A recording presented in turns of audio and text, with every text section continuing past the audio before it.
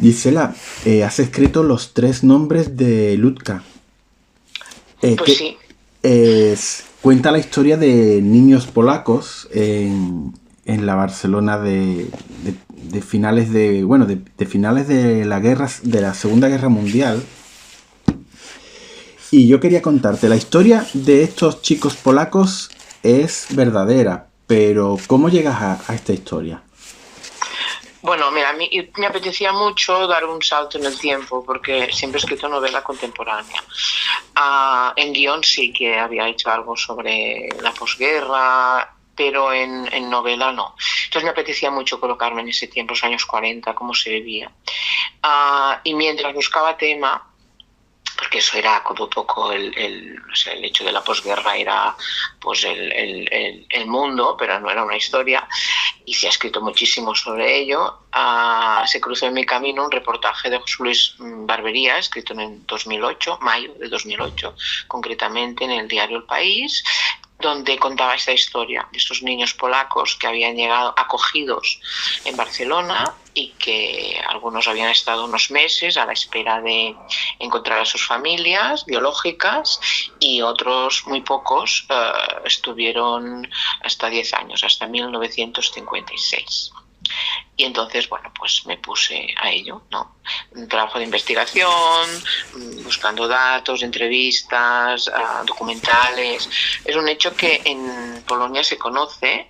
Muchos niños fueron secuestrados durante la Segunda Guerra Mundial por el deseo de crear esa gran raza aria por parte de los nazis, ¿no? De la idea de Himmler, se llamaba el proyecto Lebensborn, y entonces como los niños que tenían alemanes pues no eran suficientes aún, pues decidieron secuestrar a niños polacos que tenían un aspecto ario, rubios, ojos azules o claros, unas características concretas, ¿no?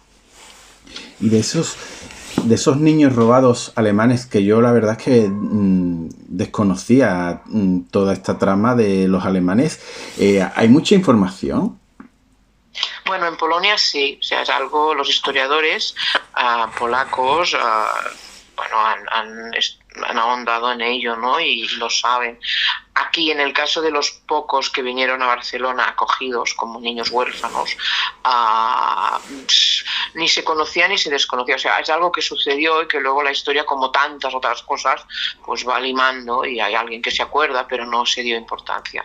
Fue a raíz de ese reportaje del periodista José Luis Barbería que el consulado polaco en Barcelona y el Ayuntamiento de Barcelona se pusieron en marcha, escribieron un libro que se llama, que no tengo aquí delante, se llama Polacos en Barcelona, un montón de historias, la acogida en la ciudad de los niños robados por los nazis, del 46 al 56, hicieron este libro que está en 3 idiomas, en catalán, en castellano y en polaco, y son artículos distintos de personas que, bueno, que conocieron el momento.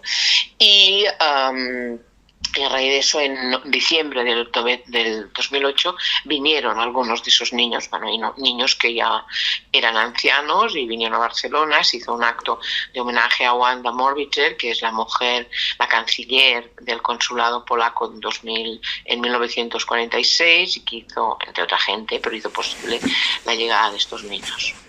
Tú, para comenzar el libro, tienes una dedicatoria que pone a todos los niños a quienes la guerra les roba la infancia, ¿no? Una dedicatoria más que merecida, muy bonita, porque creo que estamos en un tiempo en el cual todas esas personas que nos pueden contar esas historias, pues muchos están en los últimos días de su vida, y eso ya quedará en el olvido. Entonces, creo que es muy importante un libro como este que cuente estas barbaries que no deben de olvidarse, ¿no? No, bueno, no, sí. Mira, mientras estaba escribiendo el libro, empecé durante la pandemia, en febrero, un mes antes, y pensaba, bueno, pues que la guerra, aunque la Segunda Guerra Mundial, pues tiene mucho interés, pero un poco está todo contado, ¿no? Además, es la historia troncal, pero hay otras historias dentro de Lutka, de los tres nombres de Lutka, que hablan también de la posguerra española, que me interesaba muchísimo. Y pensaba eso, ¿no? Que Y luego, al mismo tiempo, estaba la guerra de Siria, que hacía más de 10 años que estaba en funcionamiento y que yo me había interesado mucho por ella porque había estado unos meses en Siria, bueno, un mes en Siria, y bueno, que me tocaba muchísimo, ¿no? Entonces pensé, estamos hablando de una guerra mundial, de una Segunda Guerra Mundial a mediados del siglo pasado, sin embargo, el tema es absolutamente actual, absolutamente actual. Y ahora, hace un año, por desgracia de todos, otra guerra empieza. En el mundo hay muchas guerras en funcionamiento y los niños, pues lo que dice la dedicatoria, ¿no? Los niños todos son damnificados, los mayores y los no tan mayores, pero los niños, que se les rompa esa infancia y que muchos pues se quedan sin padres, ¿no? Y quedan en campos de refugiados sin nadie, pues algo atroz realmente, ¿no? Si pensamos pues en nuestros hijos mismos, ¿no? Bueno, que la infancia es el momento de tejer vínculos, de forjar los cimientos que nos van a ayudar a existir en este mundo y que pues, lo tienen mucho más complicado. A mí me ha gustado mucho la inocencia de los niños en muchas partes de la novela, ¿no? Ha sido fácil meterte en la piel de estos niños, ya sea por su inocencia, ya sea por el tiempo que les ha tocado vivir y ya sea por las circunstancias tan duras que en algunos momentos, ese viaje, ¿no?, que hacen en busca del padre de Lucca, ¿no?, a Polonia, ¿no? Bueno, cuando hacen el viaje ya tienen 19 años, ya son chicas mayores por la época, ¿no? Pero bueno, hablo desde el punto de vista de los niños, pero desde la edad adulta. Tanto Emma como Lutka recuerdan esos 9 años. Por lo tanto, al escribo desde la edad madura, ¿no? Y con eso me permite hacer reflexiones mucho más profundas que no haría una niña de 9 años. Me daba mucho respeto hablar desde los 9 años. Por eso pues son mujeres de 70 con una vida que recuerdan ese momento de infancia, ¿no? Meterme en la piel de los niños, bueno, un poco es meterte en la piel de ti misma, en este caso, pero también a partir de muchas declaraciones, reportajes, entrevistas a estos niños, pues vas como metiéndote como lentamente, ¿no? Si no conoces no puedes hablar, no puedes crear personajes. Lo cierto es que por mi trayectoria como guionista he tenido que crear a muchos personajes y siempre decimos que los personajes son como un iceberg, que la puntita que se ve es lo que tú transmites o en el audiovisual o en la novela, pero el autor tiene que conocer todo lo que hay debajo del agua, ¿no? Todo lo que, cómo vivió, quién es, qué siente, quién es ese personaje. Porque si no, no puedes hacerlos hablar, ni mover, ni actuar. Bueno, es mi manera de construir personajes. Cada novelista tiene su forma, ¿no? A mí me parece que la novela, no sé, es una opinión mía, ¿no?, que incide mucho en los sueños rotos por esa guerra civil que ganó Franco, ¿no? Porque incluso hasta uno de los personajes, que es un policía franquista, pues tiene hasta sus sueños rotos, ¿no? Por esa historia que tú nos cuentas en ella, no queremos desvelar mucho, pero me ha parecido a mí que está lleno de sueños rotos, ¿no? No solo por la Segunda Guerra Mundial, sino también aquí en esa España que les tocó vivir a mucha gente, a nuestros abuelos, a nuestros padres, ¿no? Pues sí, una España gris, una España donde todo era prohibido, lo que no era prohibido era pecado, donde la religión era un manto que lo cubría todo. Y en efecto hay ese personaje del que hablas, que es Román Quílez, que es un policía un poco más por imposición que por devoción, y me apetecía también no hacer un policía arquetípico, ¿no? Malo, que hay en la novela, hay unos personajes reales además, como son Eduardo Quintela o Pedro Polo, que pertenecen a la brigada político-social, que torturaban, que incluso mataban, ¿no? O sea que a verlos hay. Por ejemplo, el personaje de el abuelo de Emma y padre de Isabel, porque Isabel es otro de los personajes principales.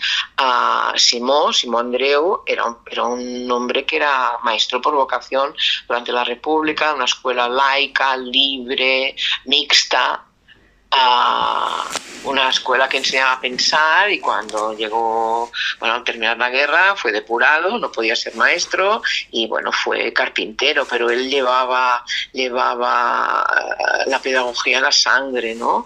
Y tampoco hubiera querido ser maestro de esa España donde todo se imponía, ¿no? A base de órdenes y bajo el manto que decía antes de la religión. Y la abuela también, o sea, todos los personajes tienen sus sueños rotos cuando creían en un mundo básicamente libre. En la novela hay muchas mujeres, personajes principales y personajes secundarios, todas sometidas un poco bajo la tutela de esos maridos y padres, ¿no? Si no hay marido, o hermanos. Bueno, sí, tú lo definías muy bien, esos sueños rotos, pero debemos vivir con ellos, porque también es cierto que aunque la posguerra era una época gris, tenían sus momentos de diversión y de sueños, ¿no? Porque si no, no hubieran podido vivir, pero sí que se les rompió el vivir bajo una dictadura, sea de izquierdas, sea de derechas. Bueno, los que nacimos en los años, bueno, soy del 59, a partir de los 60, pues no te das tanta cuenta, pero la gente anterior, los que han nacido en los años 37, 30 o 40, pues ha sido duro, ¿no? La verdad es que la novela está llena de personajes. Yo creo que me gustaría hacer una mención especial a esa vecina, ¿no? De la abuela de Emma. Sí, a Delfina. Sí, me parece que creo que también es muy representativa de todas aquellas personas que perdieron a sus seres queridos. Sí, pues Delfina es esa mujer que perdió a su marido, que perdió a sus hijos, que era una mujer feliz con su vida y que, bueno, que quebró y enloqueció. Y como los vecinos un poco la ropan, ¿no? Algunos no, pero la mayoría sí. Y aunque es un personaje secundario y sirve para dar densidad y profundidad a lo que era la posguerra, también funciona dentro de la trama en un momento dado, que no voy a desvelar, porque todos los personajes, aunque estén allí para alumbrar o para mostrar el momento, me gusta que tengan su funcionalidad. Yo creo que eso me viene un poco del mundo del audiovisual, para que la trama narrativa sea tensa y el lector quiera creer. No es solo que está allí, sino que está allí y ocurrirá algo con ella, ¿no? Pero bueno, a Delfina y a Florinda y a Jacinta, que son personajes femeninos, bueno, me han dado un poco la densidad de la narración para dar lo que era el momento. Bueno, Florinda es la cocinera, Florinda es muy franquista. Cuando Franco visita Cataluña, eso es cierto, en el año 47, me refiero que es cierto la visita de Franco, cuando repican todas las campanas de la ciudad, de las distintas iglesias de la ciudad, cuando él pone el pie en el puerto de la Paz, ¿no? En Barcelona, bueno, ella se emociona de que llega su Salvador, ¿no? Porque para ir a la República era un jaleo y Franco trajo la paz después de la guerra. O sea que un poco tenemos de todos los colores. Y sin embargo, Florinda la quiero mucho, ¿no? Porque va a ver a las niñas cantar ante Franco, que si bien el recorrido de Franco por España en mayo del 40, por Barcelona en mayo del 47, bueno, pues lo recogí de La Vanguardia Española, que lo contaba muy bien. El que las niñas cantaran ante Franco, eso es pura invención novelística, pero me apeteció un montón, la verdad, con lo que ocurre allí, ¿no? También. Sí, pero no ha sido muy... No, creo que no has sido muy buena tú con ella en esa escena, ¿eh? Bueno, no, pero ya lo verán. Pues, bueno, me apetecía pues era un poco de humor, ¿no? También de lo que ocurre a pobre Florinda, que se siente liberada, ¿no? Liberada de esa presión que lleva dentro. Y bueno, ya lo verán, si lo sé. Eso te iba a comentar, que es una historia en la cual creo que hay algo grandioso de esta novela es que yo creía que me iba a encontrar la historia de Lucca y me he encontrado la historia de tantas y tantas personas que aparecen en esta novela que aunque tengan un papel muy chico, se comen la escena en el momento en el que aparecen, ¿no? Y yo me quedo, por ejemplo, yo creo que en medio de todo está Isabel, que es la madre de Emma, sí. Que tiene una historia sorprendente, fascinante y que creo que tocas todos los palos, el amor, el misterio, la acción, todo, ¿no? Sí, Fernando, tienes toda la razón. Esta historia se vende, entre comillas, un poco como parte de una historia real y parece que todo va a ir de niños. Y a mí la historia de Isabel me apeteció un montón contarla porque iba creciendo y creciendo a medida que la iba conociendo. Es esa chica ingenua, protegida por los padres, que se quedó viuda sin estar casada, con una hija pequeña, pero vive con los padres, le gusta coser.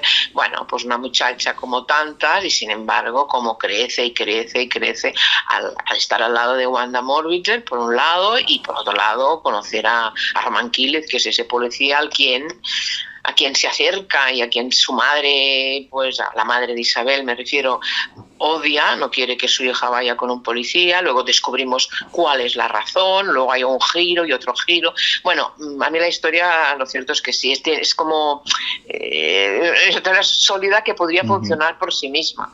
Y viajas a París y vuelves a viajar a París, ¿no? Y bueno, y a otras ciudades de Francia, bueno, que le da mucho aire a la novela, porque lo cierto es que cuando empecé esa historia de las dos niñas, que era el inicio, pues me apetecía, pero como que me faltaba argumento, me faltaban elementos y no quería montar la historia solo buscando quién son mis padres, ¿no?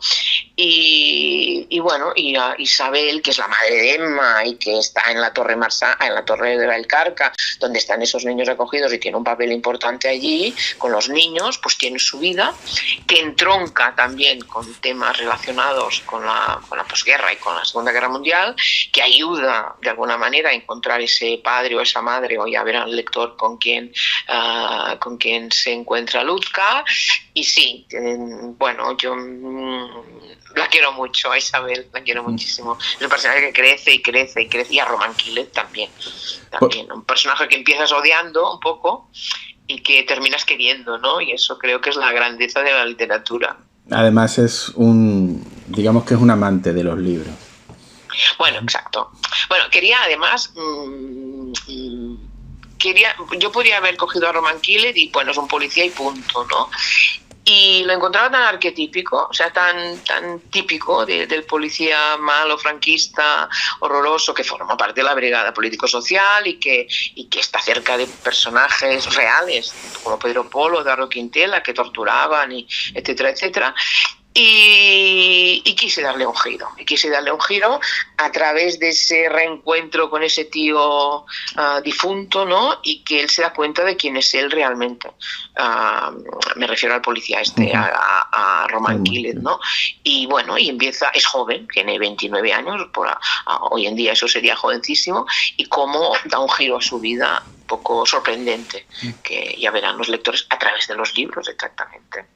Y libros prohibidos también, sí. Y libros prohibidos, que está en ese piso cerrado, ¿no? De su tío, ¿no? Que emigró a Manchester. Una pregunta, Gisela.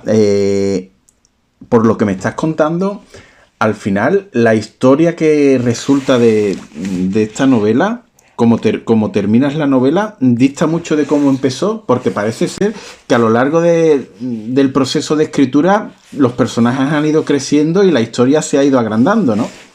Sí, Fernando, pero mira, eso me ayudó muchísimo un escritor que conoces muy bien, a quien no conocí, por supuesto, a Gabriel García Márquez, la vez que leí una entrevista suya y decía: cuando empiezas un libro, una novela, debes saber cómo termina el concepto, ¿eh? No tienes que saber el momento, pero el concepto sí. Y yo eso no lo hacía, a veces me emborrachaba con ideas, con personajes, con tramas que me parecían estupendas y escribía y así tengo el ordenador lleno de páginas que no han terminado. Cuando leí esta entrevista, que hace muchísimos años, ahora 15 o 20 años, comprendí que tenía toda la razón del mundo. Entonces, cuando empiezo una novela, sé muy bien cuándo termina, cómo termina, el concepto, repito. Como los personajes crecen, claro que crecen. Y en el caso de Roman Killer, creció, pero un poco cuando yo ya estaba escribiendo, avanzando, ya sabía que daría ese giro el personaje, no me puse allí a crearlo mientras escribía, ¿no? Y para mí escribir es como entrar en un bosque donde sé los cruces, o sea, los cruces me refiero a los puntos de giro que debo tener, y ese final, el punto medio, el midpoint que llamamos en guión, y eso lo necesito. Luego, para ir de cruce a cruce, en ese bosque que es entrar en la creación, pues un poco voy como no improvisando, pero bueno, hallo cosas nuevas. Pero el cruce el concepto del cruce me refiero, sé muy bien dónde está, porque si no me perdería otra vez. Y el final es la salida de ese bosque, ¿no? Entras por un lado, sales por el otro y has encontrado distintos caminos. Esa es mi forma de escribir, y cada escritor tiene su forma de escribir. Hay gente que empieza con una frase y va tirando y le van creciendo los personajes, y eso lo hacía, y lo que me ocurría es que no terminaba las historias, ¿no? Y las novelas. Ahora, bueno, sé dónde voy y cómo voy no, pero dónde voy sí. No sé si me explico, Fernando. Sí, perfectamente. Y Gisela, para terminar, te queda la idea de que la guerra como un monstruo, ¿no? Contada aquí en este libro, tiene muchísimas cosas, muchísimas ideas, muchísimas situaciones para reflexionar, ¿no? Y entonces, una persona como tú, que has contado tantas historias, ¿cómo se le queda el cuerpo tras escribir Los tres nombres de Lucca? Bueno, para mí escribir es mirar la vida, y como lectora, porque cualquier escritor la base es la lectura, a mí como lectora lo que me gusta al terminar una lectura es que me abra la puerta a ciertas preguntas que no me había hecho. Entonces, cuando escribo una novela ocurre lo mismo, ¿no? Es mirar la vida, contarla, y crear preguntas nuevas que no me había hecho a mí misma. Y espero que eso ocurra con los lectores, crear esa conciencia crítica, ¿no? Ese pensamiento crítico ante el mundo, o en este mundo que ahora todo vamos a base de tweets, a base de encabezamientos, ¿no? De títulos, pero no profundizamos. Ayer estaba dando una charla a chicos de un instituto por otra novela mía juvenil, y les decía... es que hoy en día vivimos como el pensamiento y el mensaje en horizontal. En horizontal me refiero, es como estar encima de la ola, ¿no? Solo contamos la superficie, cuando lo verdaderamente interesante de la vida es vertical, es llegar un poco al fondo de las cosas. Si me cuentas esto, debo saber de dónde viene, cómo viene, dónde te has informado, si es cierto o no. Mira, mi padre decía algo, mi padre murió en el 96 y había nacido en el 18, o sea, una persona mayor muy leída, y decía él siempre, es que esto lo he leído en el periódico, se refiera, ¿no? Y pienso, ahora hay cosas que lees y dices, bueno, las leo, pero voy a buscar como información en otros lados para documentarme bien, ¿no? Y para resumir, que me estoy enrollando mucho, Fernando, ¿cómo te queda el cuerpo? Pues que el ser humano, después de escribir esta novela, que el ser humano y yo en mí mismo, que tenemos que aprender muchísimo, y que a veces que en las pequeñas cosas es donde está el valor de la vida. A veces formamos partes de ONGs y vamos a ayudar a no sé quién de otros países, que está muy, muy bien, pero a veces al lado de casa tenemos a una pobre mujer, abuela, que está sola, que vive la soledad, y que tu visita la puede como consolar, ¿no? de esa vida en solitario. Pienso que haciendo el bien o estar al lado de la gente que tenemos cerca, hacemos el bien a todos. Es como una mancha de aceite que puede ir creciendo. Por supuesto, si vienen niños ucranianos los vamos a acoger, pero a veces ves gente que acoge a niños ucranianos, que me parece estupendo, y que ignora totalmente a sus vecinos. Entonces, bueno, pues no sé hasta qué punto, ¿no? Eso es hacer el bien. Pues Gisela, solo me queda agradecerte esta conversación, de la cual se aprende mucho, y por Los tres nombres de Lucca, ¿no? Porque es una novela que se disfruta leyendo, pero aparte crea muchas inquietudes, y yo creo que cuando alguien lee una novela histórica, aparte de disfrutar, también debe de entrarle esas inquietudes con la lectura y con lo que lee. Mira, Fernando, a mí para la lectura, como lectora digo, me interesan tres cosas. Una, que me entretenga, porque para los libros de historia ya está la historia, que me entretenga. Bueno, si aprendo algo me parece bien, como que te alimentas un poco de saber. Y la tercera es lo que dices tú, es esas preguntas, esa reflexión final, que esa novela te cuesta dejarla porque has estado mucho con ellos, con los personajes, y te ha hecho pensar. En el fondo yo creo que la gente que escribimos es lo que pensamos nosotros antes de escribir y deseamos que al terminar esa novela, que es otra distinta, porque cada lector lee una novela distinta, porque lo que tú cuentas, él choca con sus emociones y con sus vivencias y vive otra historia, parecida, pero otra, pues que esas reflexiones pues entren en el mundo del lector, ¿no? Sí te puedo asegurar que quien lea Los tres nombres de Lucca, en un mundo en el cual leemos tantos libros uno detrás de otro, esta novela no se le va a olvidar a la semana. Bueno, espero, ojalá sea cierto, no sé, hoy en día se publica tanto y hay tanta novela que a veces queda como enterrada debajo un montón de novedades, ¿no? No sé, espero que funcione y si no, pues me da igual un poco porque a mí lo que deseaba era escribirlo, está escrita, está publicada y estoy encantada de hablar con vosotros y con los medios me refiero y bueno, que hago lo que puedo. A mí la vida a esta edad pues lo que me traiga, no, ya no esperamos grandes cosas, ¿no? Oye, pues muchísimas gracias, Gisela, y que tengas buen día. Un beso enorme, Fernando, un abrazo, hasta luego.